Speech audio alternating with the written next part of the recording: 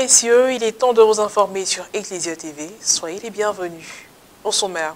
Le jeudi 14 octobre dernier, l'aumônerie et le conseil militaire d'Abidjan ont procédé à la pose de la première pierre de leur siège à la paroisse Sainte-Geneviève de la caserne de la gendarmerie d'Agon. La cérémonie s'est déroulée en présence de Monseigneur Marie-Daniel Dadier, archevêque émérite de Korogo, représentant le cardinal, et de M. Téné Ouattara, ministre ivoirien de la Défense. Et puis retour sur la rencontre du conseil d'administration du Fonds national catholique qui s'est tenue les 13 et 14 octobre dernier dans le diocèse de Yamoussoukro. Au cœur des échanges, le bilan des travaux de l'exercice 2020-2021 du Fonds national catholique et du Paille national catholique. L'intervention de Monseigneur Ignace Bessi-Tobo, président de la conférence des évêques catholiques de Côte d'Ivoire dans cette édition.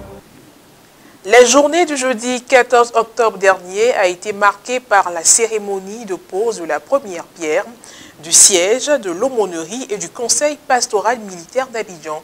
Elle s'est déroulée à la paroisse Sainte-Geneviève de la caserne de la gendarmerie d'Agon, située dans la commune d'Adjamé. Le point avec Frédéric Monet et Marie Abissier.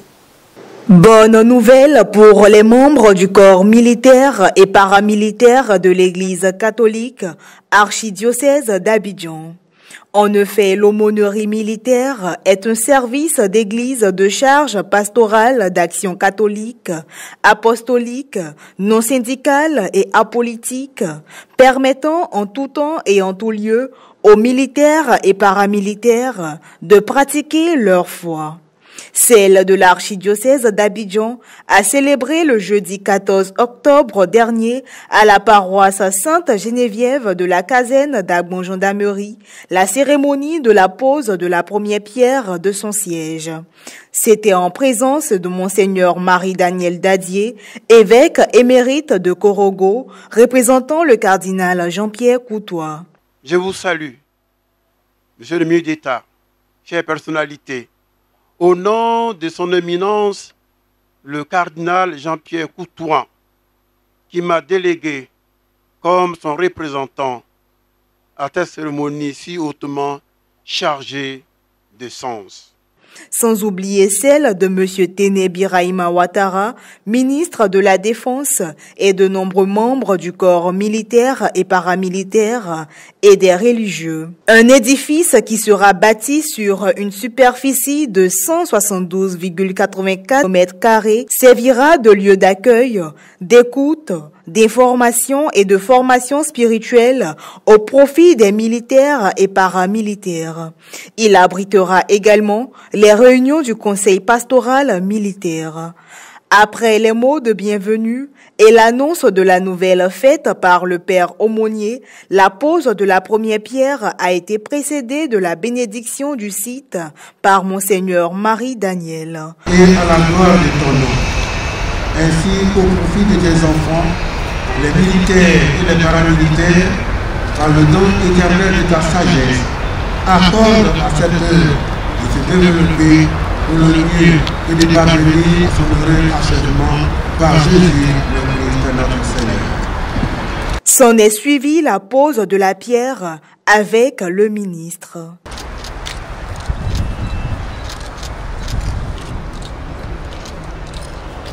Au terme de la cérémonie, des propos ont été recueillis. En marquant l'acte historique, désormais l'aumônerie militaire a un siège, l'aumônerie militaire a une maison où il faut trouver l'aumônier militaire, où trouver même l'aumônier. Voilà. Cette cérémonie est une cérémonie certes sobre, mais pleine de sens et pleine de symbolique. Parce que pour la toute première fois dans l'histoire de l'aumônerie militaire en général, qui est née depuis 1967, c'est pour la toute première fois que nous assistons à la pose de la première pierre d'un siège social d'une aumônerie. Et l'aumônerie en général se félicite donc de cette action initiée par l'aumônerie militaire catholique qu'on félicite au passage. Je suis heureuse d'être là, de participer à la pose de la première pierre du siège de l'aumônerie militaire catholique. C'est une bénédiction pour nous parce que ça va nous permettre de consolider nos relations entre frères d'âme et de faire l'œuvre de Dieu. Il faut que depuis 1967, 1967, le président Christophe Ouboigny a signé le décret instituant le monument militaire en Côte d'Ivoire. Et ce n'est que maintenant que nous avons posé la pierre pour le siège de notre aumônerie. Toujours en Côte d'Ivoire, mais cette fois-ci direction le diocèse de Yamoussoukro. Lors de la rencontre bilan de l'exercice 2020-2021 du Fonds national catholique et du Pagne national catholique qui s'est tenu au centre diocésain de Yamoussoukro. Monseigneur Ignace Bessi-Dobo, archevêque métropolitain de Korogo, par ailleurs président de la conférence des évêques catholiques de Côte d'Ivoire et du conseil d'administration du Fonds national catholique, a évoqué sans détour les enjeux de cette opération et a mis l'accent sur le pagne catholique avant de lancer un appel à tous les chrétiens catholiques. Nous avons fait une bonne affaire, c'est vraiment le taux de vente le plus élevé pour le moment. On est passé de 43 000 pièces que nous commandons habituellement à 47 000 pièces. Ça a été vendu à 1 milliard 80 millions. 1 milliard 80 millions, on a fait un chiffre d'affaires d'1 milliard 80 millions, ce qui nous a permis d'avoir une marge brute de 298 millions. Bien sûr, quand on impute les dépenses, bon. Mais c'est la première fois que nous arrivons à ce stade-là. Et je pense que ça augure un lendemain meilleur quant au pagne de cette année qui a commencé. À peine le pagne est arrivé, enfin les premières livraisons, mais le pagne est parti comme des petits pains. Et nous attendons la deuxième livraison qui viendra à la fin du mois d'octobre. Et je pense que déjà les commandes se font. Je crois que le pagne, dans le cœur des chrétiens, le pagne a sa place. Pas seulement pour les sacrements, puisque aujourd'hui, dans le mois de septembre, on ne parle pas de sacrements, mais déjà le pagne est fini. Parce que les chrétiens, les catholiques, savent que c'est leur pagne. Ils y tiennent.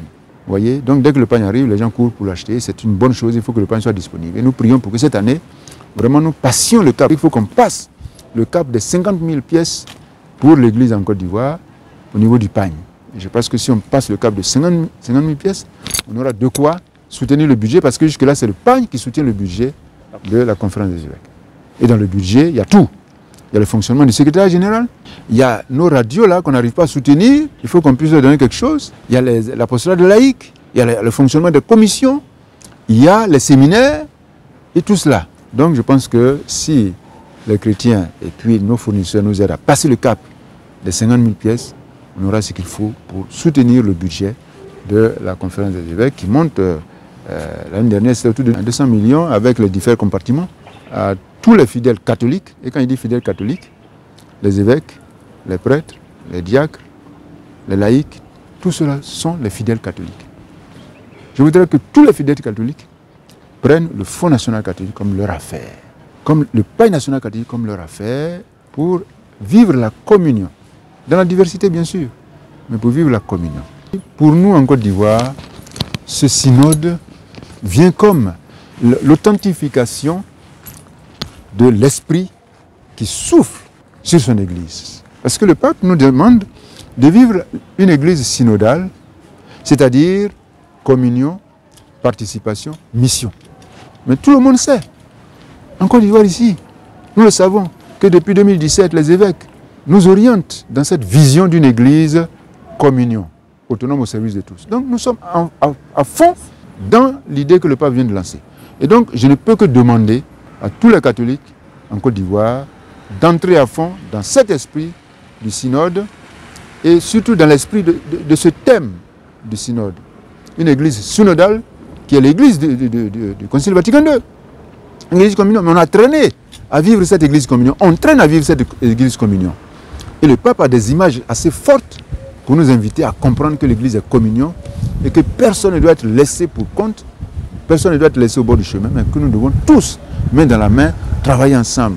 Sortir de du cléricalisme qui n'est pas forcément le fait des prêtres. Point final à cette édition d'information. Merci de l'avoir suivi. Que Dieu veille sur nous. À très bientôt.